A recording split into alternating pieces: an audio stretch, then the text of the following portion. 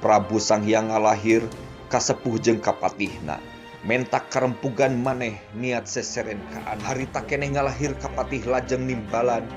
Isuk dina poe Senen sakabeh kudu timbalan. Abdi para mantri kabeh masing-masing pada ngumpul isukna urang istrena.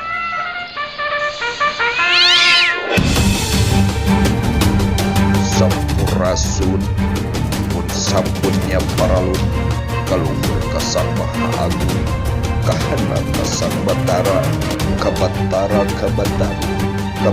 Nagaraja, ulah seusiri Pajajaran, seja muka kendruk cukup karutu.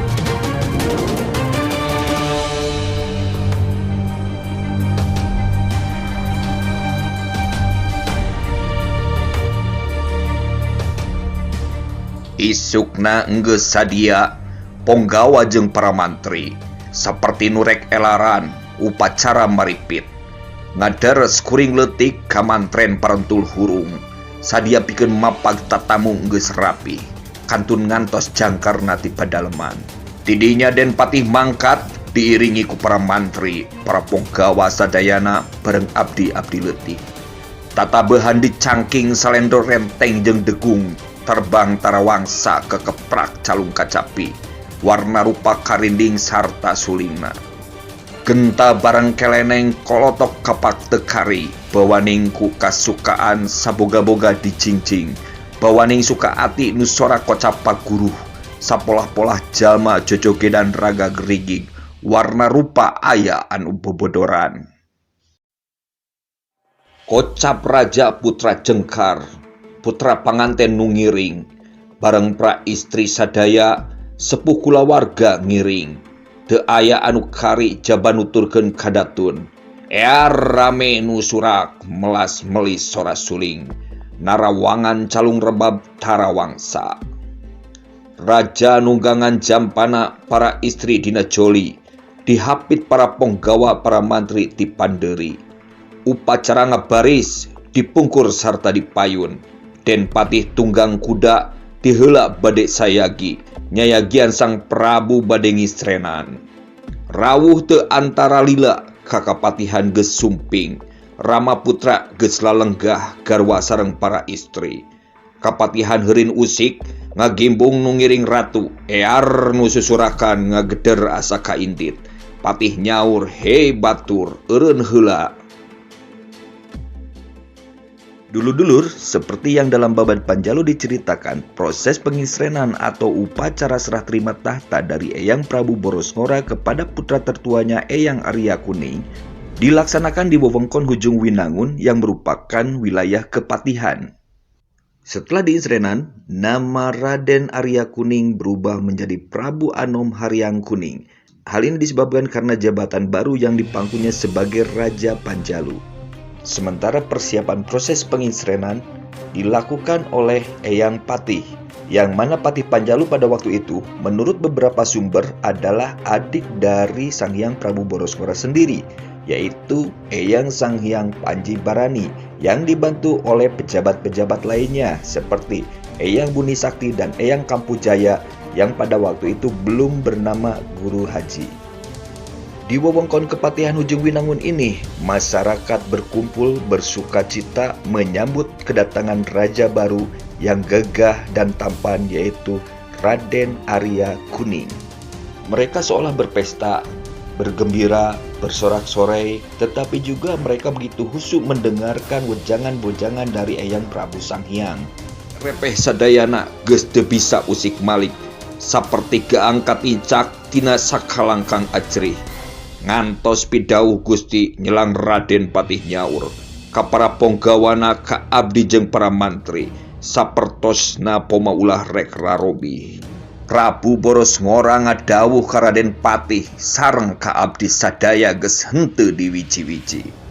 "Kami rek menta saksi masrahkeun lungguh tumenggung ka ieu anak cikal nya Raden Arya Kuning banda-banda sarawuh jeung nagarana. Sarta nitipkeun jenengna ku maula sing mati diturut saparentahna poma ulah gindi pikir. Ulah silungnya ati ngaula sing hade laku saregep ku maula ngaulaan anak aing. henteu panjang regepkeun eta papatah. Cung nyembah abdi sadaya katampi pangasih Gusti, miwejang abdi sadaya ku abdi parantos kabudi, tadi kadawuh Gusti rewu laksa abdi nuhun. Geus moal aya nu mumpang ngaulakeun putra Gusti Raden Arya Kuning nu mangkon karajaan. Dalam babad diceritakan bahwa ketika Eyang Prabu Sang Hyang Borosngora berniat untuk turun tahta dan menunjuk putranya yang tertua yaitu Eyang Arya Kuning untuk melanjutkan tahta. Kersurak bareng tabehan patemon asa kaindit warna rupa pola jalma nu ngabodor raga griging. Rea nu selang-seling kata lajur sampai lanjung hawa suara jalma nyeri hulu torek ceuli. Sang Prabu hibat kaputra Ratu Anom Arya Kuning. Ama pasrah sayana rupa barang eusi bumi rupa emas jeung duit. Kaayaan di Panjalu jeung ieu barang pusaka. Anggap simpen ati-ati tah rupana ku negra tampanan. Hiji rupa ieu pedang, kadua rupana encit, katilu eta rupana lonceng anu semuleutik. Simpen masing gumati keur pusaka anak incu. Jeung rupa kuluk raksukan ditempatkeun di resik, tempatna misah di sejen barang urang. Tutas tiga sibat rama pusaka parantos ditampi, cung nyembah lajeng munjungan. Lenggah mando serta taklim digentos ku Denpati Praponggawa para sepuh, sami pada marunjungan.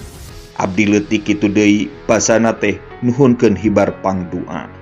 Sinigeg lajeng bubaran ti kapatihan marulih satempatna sabumina salasih tayanu kari. Raden Arya Kuning Rama putra Kadatun lenggah di padaleman anu eukeur jeneng wali waktu eta Rama Kang putra ngandika. Sakalian ama wekas popoyan pamitrek ngalih ngajujuk kadaya jampang rempuk teu rempuk geus pasti niat di poe Kemis pamenta ama sakitu.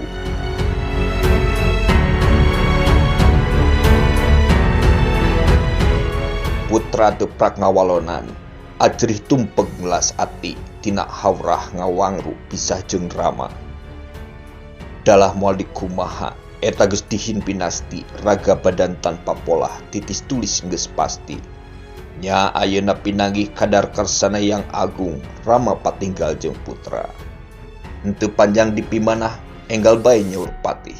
Geus dongkap ka payunan Den Arya Kuning ngalahir. He, kieu paman patih.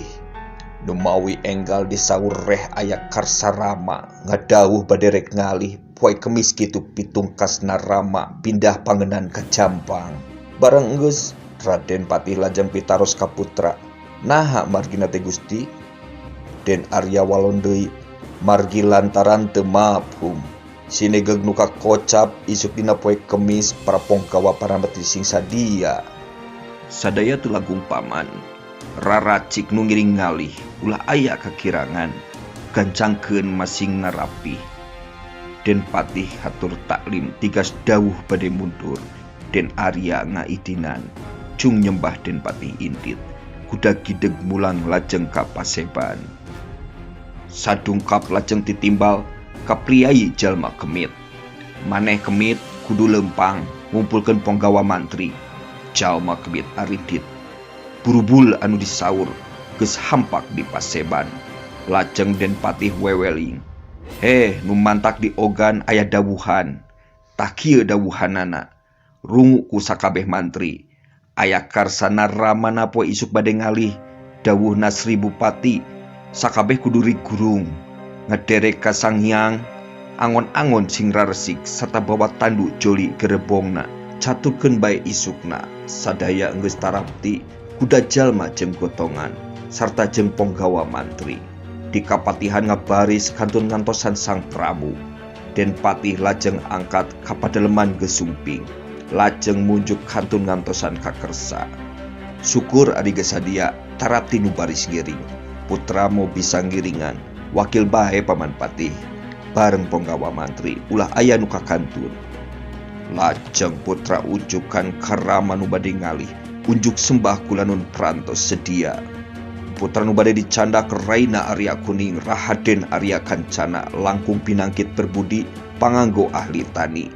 Tegesna nu dipicatur aturan pepelakan dan menanga wincik-wincik warna rupa siki petetan dipelak. Sige kocap nurek angkat putra sujud bari nangis ngawawaas nurek angkat raka rai kitu deui. Duh adi kumaha teuing akang kantun di Panjalu genggang nyorangan pisan gan pamuga-mugi rai sambung dunga rai papisah jeung kakang. Prabu Sanghyang Braljangkar lajeng nitih kana coli saliana nu badarat tandu gerbong ku istri. Di jalan heurin usik pacampur gotongan tandu ear suara kuda nunitik ponggawa mantri abdi-abdi upacara nu badarat.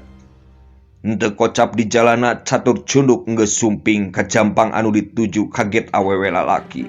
Urang jampang geus singkil ngurus pakepruk keur nyuguh imah hampak ngajajar di jampang geus heurin usik.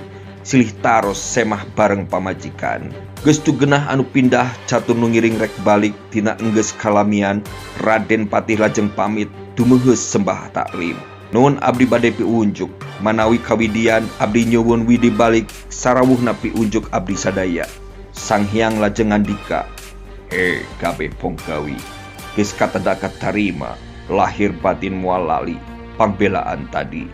Teges mantep tutug ngestu gan muga saterusna ngaulakeun anak kami poma-poma lampah masing ariyatna. Sanghyang geus kawidian hade manah geura balik tidinya lajeng munjungan sami pada amit balik.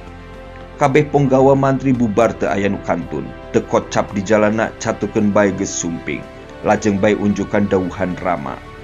Teu aya nu kaliwat dawuhan Ramana tadi parantos Patih unjukan pamit rek mulih ka bumi. Kitu deui pramentri sadaya sami malundur saimah satempatna sinegeg geus masing-masing.